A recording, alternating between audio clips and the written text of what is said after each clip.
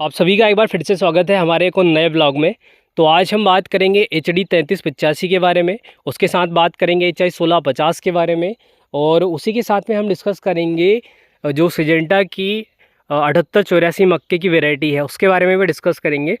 अभी अगर मक्के के बारे में बात करें तो जो कंटिन्यू बारिश चल रही है पिछले 2 दिनों से, उसके बाद फिर कोहरा भी चल रहा है, तो जो चने वाले किसान हैं इनके मन में एक दुविधा चल रही है कि भाई जो कोहरा है ये बंद होगा कि नहीं, बारिश जो है वो बंद होगी कि नहीं। अभी हमने 2 सिंचाइयाँ कर दी हैं, उसके बाद फिर से पानी आ गया है, तो चना बचेगा या नहीं बचेगा। तो बहुत सारे ऐसे क्वेश्चन किसानों के मन में चल रहे हैं। लेकिन मक्के वाले किसानों के बारे में बात करें तो मक्के वाले किसानों को कोई टेंशन नहीं है भाई। 65 दिन पूरे कंप्लीट होने के बाद भी अभी चवर निकलने वाली है, बिना टेंशन के एक और सिंचाई कंप्लीट हो चुकी है। अगर कंटिन्यू अगर पानी आता है 4 दिन 5 दिन 6 दिन भी अगर कंटिन्यू पानी आता है तो भी मक्के वाले किसानों को कोई समस्या नहीं है। अगर 4-5 दिन कंटिन्यू बारिश होती है तो गेहूँ वाले किसानों को एक बार सोचना पड़ेगा, लेकिन मक्के वाले किसानों को बिना टेंशन के कोई समस्या नहीं है। अभी हम HD 3385 के बारे में बात करें तो इस वैरायटी में जो टिलर की कैपेसिटी है, अभी तक हमारे हिसाब से ऐसी कोई वैरायटी हमने देखी नहीं है जिसमें कि इतनी अधिक मात्रा में टिलर की कैपेसिटी हो। क्योंकि अगर बात करें तो यहाँ तो आपको बिल्कुल सफिशेंट मात्रा में गेहूँ दिख रहा होगा, लेकिन यहाँ हमने जो गेहूँ लगा कर रखा है ये मात्र 50 kg, क्योंकि हमने पहले जब सिंगल सोइंग करके रखी थी इस तरीके से, तो उसमें हमारा सीड डाला था मात्र 30 kg। उसके बाद फिर हमारा जो सीड है वो 10 kg बच गया था, तो उसको फिर से हमने इसमें क्रॉसिंग कर दिया था, तो यहाँ हो गया 50 kg। अब 50 kg के बाद में आप कंडीशन देखेंगे गेहूँ की कि गेहूँ अभी से मतलब आड़े गिरने की कंडीशन में। फिर आगे देखते हैं क्या होता है। और उसके साथ हमारा एक नया प्रैक्टिकल, हमने क्या है कि इसमें ड्रिप डाल दी है। हमारे पास ड्रिप थी तो हमने क्या करा है कि इसमें पूरी ड्रिप डाल दी 3 फीट के डिस्टेंस पे, ताकि इस पर पानी देने की जो समस्या है उसका छुटकारा हो सके, पानी देने की कोई समस्या ही ना रहे। उसके बाद हमने अगर बात करें तो इधर HI 1650 में भी पहले ट्रायल लिया था, और उसके बाद जब इसमें सक्सेसफुल हो गए तो उसके बाद फिर हमने इसमें लगा दी है ड्रिप इस कंडीशन में। और ड्रिप का जो खर्चा है लगभग मेरे ख्याल से 10 से 12 हज़ार रुपये पर एकड़ के हिसाब से अगर आप लगाना चाहें तो। और अगर आपके पास ड्रिप है और इस तरीके से आपके पास वैसे ही रखी हुई है तो मक्के की फसल में भी आप ड्रिप लगाकर खेती कर सकते हैं, क्योंकि मक्के की जो फसल है इसका जो डिस्टेंस है वैसे ही आप 2 फीट पे लेते हो, तो 2 फीट के बाद में आपकी जो एक ड्रिप है ये लगभग 2 लाइनों को आराम से कवर कर सकती है। उसके साथ अभी हम आपको यहाँ से आगे दिखाते हैं HD 3385। तो यहाँ पे आप देखोगे तो ये है सिंगल सोइंग वाला HD 3385। और इससे पहले वाले अगर आप वीडियोस देखोगे तो उसमें आपको ऐसा लगेगा कि भाई आप एक काम करो, जो गेहूं है उसको बखर दो। लेकिन उसके बाद अभी की अगर कंडीशन देखें तो वाकई में इस वैरायटी ने जो टिलरिंग की प्रोसेस दिखाई है और इतनी ज़्यादा मात्रा में इसने पूरा खेत भर लिया है, कंप्लीट कर लिया है। कुछ दिनों के बाद आपको ये गैप भी नहीं दिखेगा, ये तो खैर ड्राइवर की गलती से है इतना गैप, और ये गैप भी हो सकता है कि पूरा फुल फिल हो जाए, क्योंकि ये 2 फीट का गैप है। और यहाँ से अगर आप इधर देखें तो आपको ये जो लाइन है यहाँ तक आपको खाली दिखेगी, और उसके बाद में फिर जो क्रॉसिंग हुआ है तो वो क्रॉसिंग में आपको गैप नहीं दिखेगा। तो ये बेनिफिट है क्रॉसिंग में और सिंगल सोइंग में। अगर आप कहीं से थोड़ा सा दूर चला भी देते हैं या फिर खाली सी डील आपकी चल गई तो फिर आपका क्रॉसिंग में पूरा खेत कवर अप हो जाता है।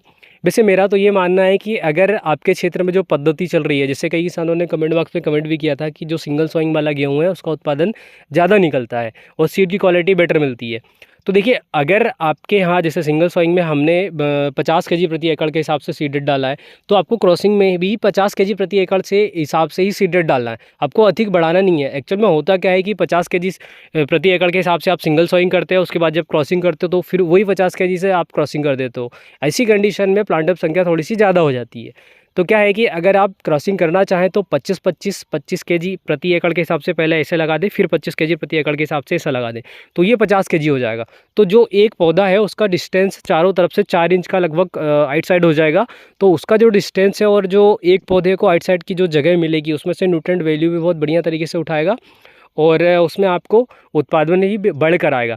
अभी इस साल के बारे में बात करें तो जैसे कि पहले बहुत सारी वैरायटी आई हैं, किसानों ने वैरायटी के ऊपर गए भी हैं, बहुत अच्छी अच्छी वैरायटियाँ लगाई हैं, लेकिन लास्ट ईयर किसी भी गेहूं की वैरायटी के बारे में बात करें तो 17 से 18 कुंटल प्रति एकड़ से अधिक किसी भी वैरायटी ने उत्पादन नहीं दिया।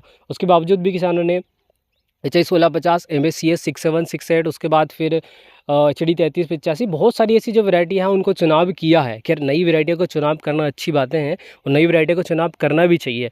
और क्या है कि जब तक आपके साथ प्रकृति नहीं है, जब तक क्लाइमेट आपके साथ में नहीं है, तब तक आपका जो उत्पादन है, आप कितनी अच्छी वैरायटियाँ लगा लें, कितना अधिक मात्रा में खर्च कर लें, तो आपको उतना अधिक मात्रा में उत्पादन या फिर उतनी अधिक मात्रा में लाभ नहीं मिल पाता है, जब तक हमारे साथ प्रकृति नहीं है तब तक।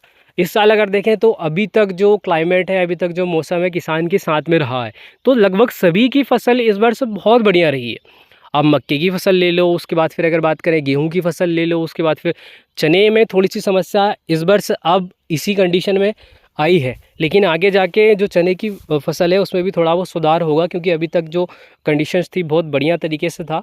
अभी हम आपको थोड़ा सा HD 3385 पास से दिखाते हैं कि किस तरीके से इसने टिलर बनाए हैं।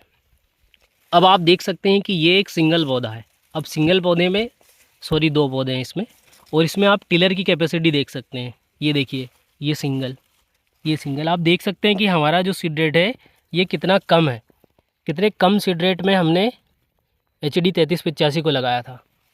ये देखिए, ये 30 kg प्रति एकड़ के हिसाब से है। ये देख सकते हैं आप HD 3385। तो मुझे तो ये जो वैरायटी है बहुत बढ़िया लगी, क्योंकि अगर आप अर्ली सोइंग कर रहे हैं, जैसे आप अक्टूबर में लगा रहे हैं या फिर नवंबर के लगभग 5 तारीख से पहले लगा रहे हैं, तो आप इस वैरायटी का चुनाव बिल्कुल करें। क्योंकि क्या है कि स्टार्टिंग डेज में थोड़ा सा टेम्परेचर ज़्यादा होता है, एक बार टेम्परेचर डाउन होता है, फिर टेम्परेचर बढ़ता है, फिर टेम्परेचर डाउन होता है। तो क्या है कि इसमें जो बाली की जो हेडिंग की जो पोजीशन है लगभग 70 से 80 दिनों के समथिंग आती है, इसमें बालियाँ निकलती हैं 70 से 80 दिन के बाद में।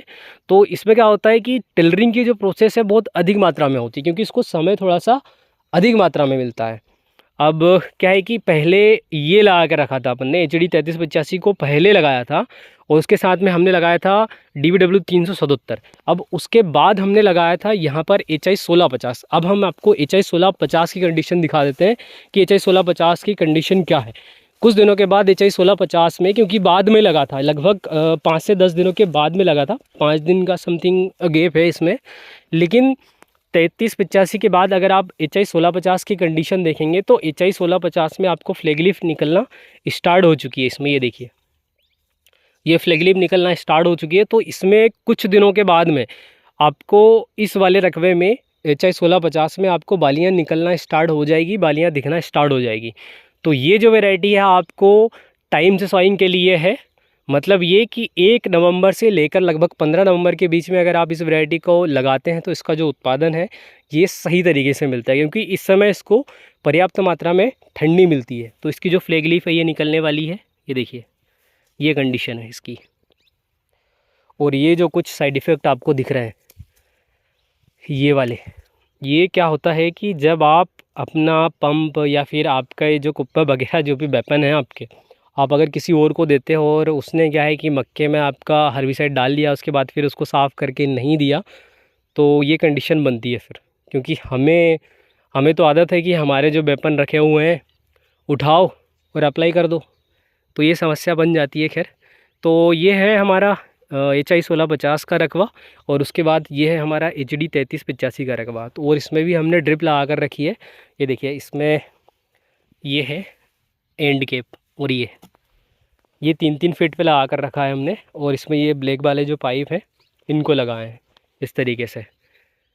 तो ये कंडीशन है हमारी। बाकी हम आपको आगे दिखाते रहेंगे कि किस तरीके से ये वैरायटियाँ आगे चल रही हैं, क्योंकि अगर आप देखें तो HD 3385 भी बहुत बढ़िया कंडीशन में वैरायटी है, क्योंकि इसमें खेत को फिलअप करने की जो कैपेबिलिटी है ये बाकी किसी और वैरायटी में मैंने अभी तक नहीं देखी है। बाकी HI 1650 भी टाइम से सॉइंग के लिए बहुत बढ़िया वैरायटी है, इसमें भी कुछ दिनों के बाद में बालियाँ निकलना स्टार्ट हो जाएंगी।